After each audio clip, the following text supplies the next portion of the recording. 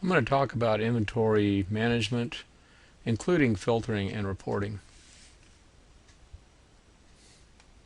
Okay, to start with, we added a couple of parts in our last video on inventory. Some really simple things. Now what I'm going to do is show you a few of the options that are available. So we have this part here. What we can do is we can add more information down here. So we may have a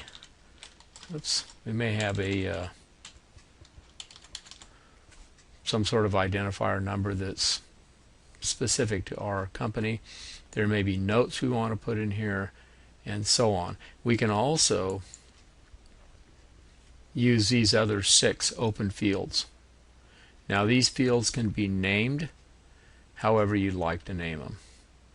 That's done under the options menu, configuration options, and define extra data field names. And I know that kind of ran off the screen there a little, but you'll get this grid here, and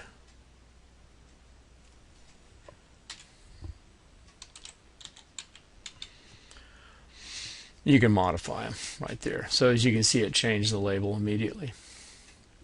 Okay, so those are your extra data fields. Those become part of the record if you add something in here. Okay, so let's do some searching. Let's see what the search capabilities are. It's not uncommon for maintenance operations to have many thousands, if not tens of thousands of parts. So searching becomes very important. There's several ways to search. First of all, let me cancel my selection. I can search with the part search screen, and in this case I could just type in here something, click search, and immediately it finds the half by 12 NC bolt. If I double click that, it highlights it in yellow. At that point I can left click it to select it and put it in edit mode, do what I need to do with it. Now this search parts screen has, as you can see, 9 fields. So it will work off of all these fields. So there's also some other options down below. So it does quite a bit and is very flexible. Okay, another search capability would be, suppose I'm looking for a bolt. And I don't know what bolt, but I know it's a bolt. So what I can do is I can right click right on the column header, pick quick grid search, type bolt, and everywhere the word bolt is found migrates to the top and is highlighted. So then I can select the one I want and work with it.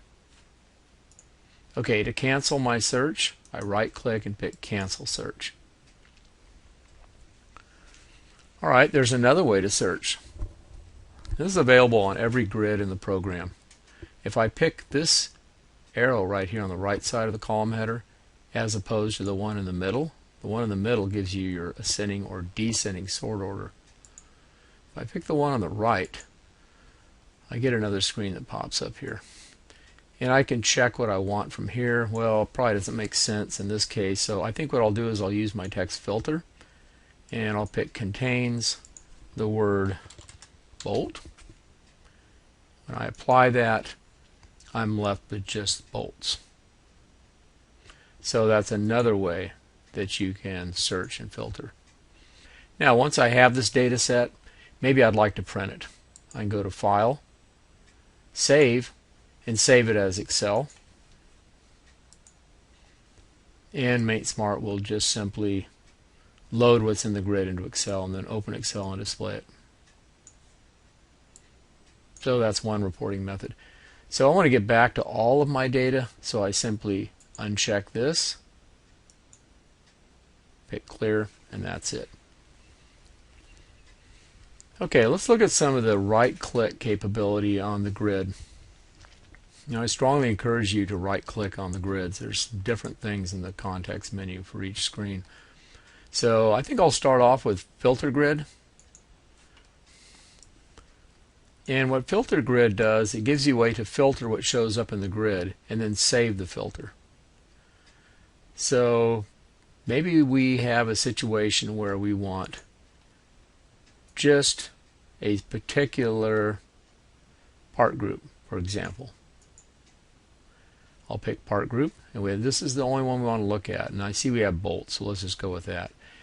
Where part group equals, and you've got a lot of different operators. This is contains, does not contain, contains before, and so on and so forth.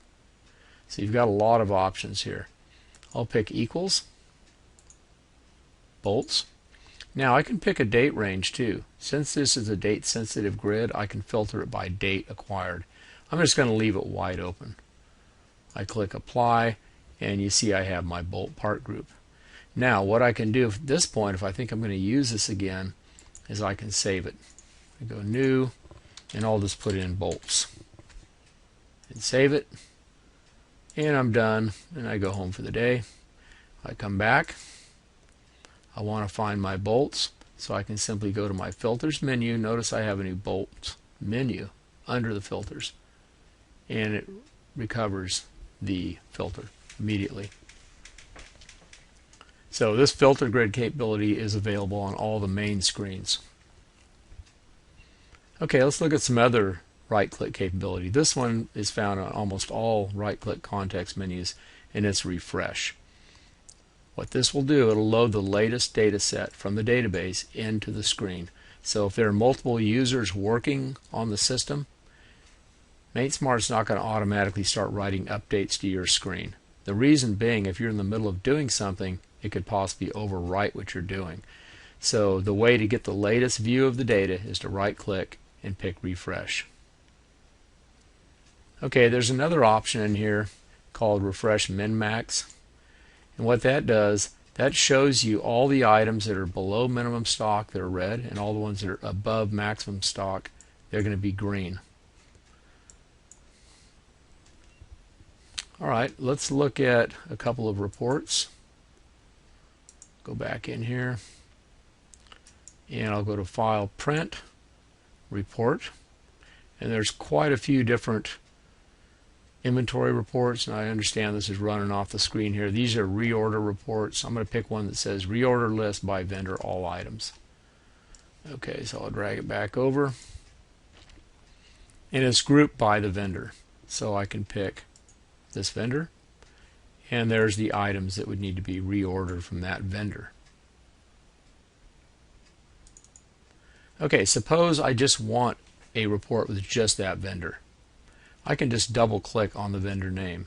Let me go back and do that again. I'll pick Grainger Supply. Now, if I go down here and I go, well, I just need to print Grainger Supply, and that's page 1 of 3, but then I'll end up with all these other vendors on here. That's not what I want. What I want to do is just have Grainger Supply on there. So I'll double click right into the name, Grainger Supply, and it actually opens a separate report. And now I can export this. I can print it, I can convert it to a different file format, fax it, email it, whatever I need to do from right here by going to my export menu.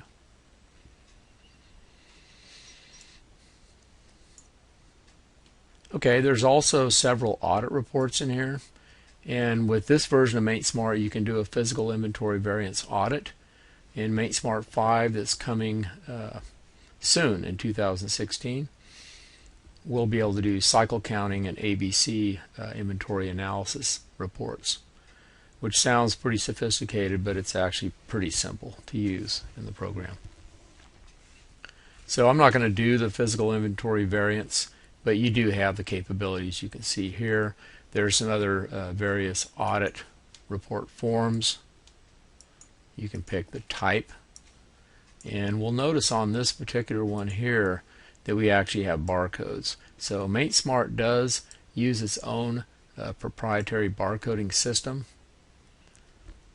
and this barcoding system is used for audits. It's pretty handy for audits, and also for checking out parts from the system. And that's just scraping the surface of the inventory, raw inventory screen in MateSmart.